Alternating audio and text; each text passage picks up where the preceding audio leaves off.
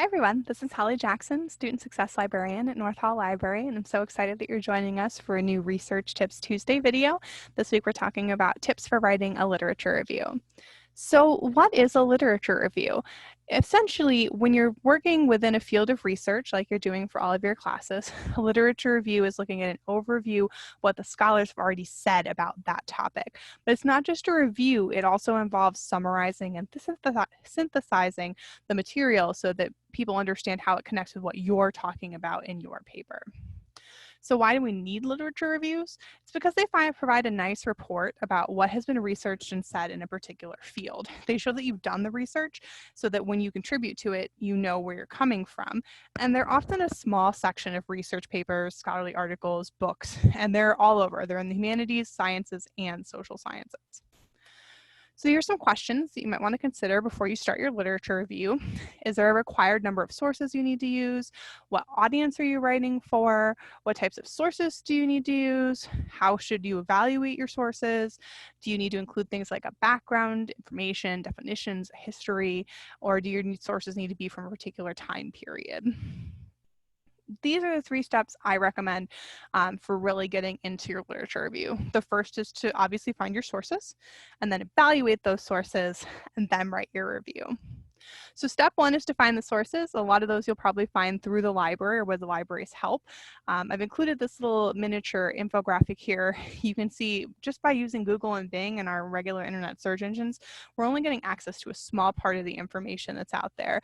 We need to dive deeper into our literature review, into our research by using databases and academic journals. Then when you do evaluate them, make sure that they're not only good enough, but they're really going to work best for our research. I like the RADAR acronym. It's looking at rationale. Why was this written?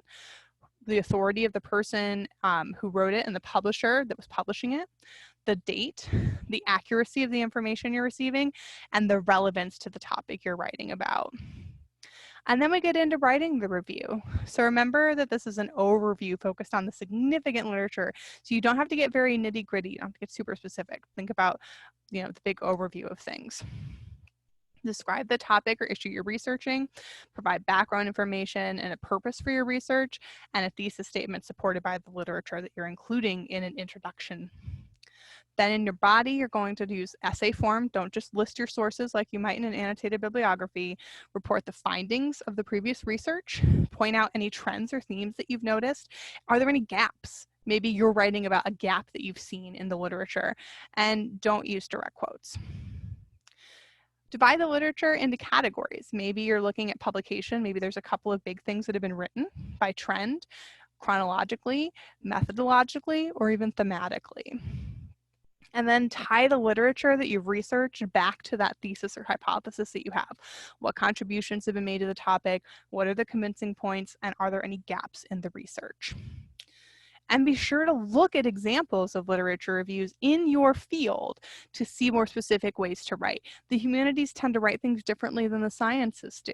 So make sure that you're actually taking a look at different articles, different other papers that are being written to really get a feel for how a literature review is written.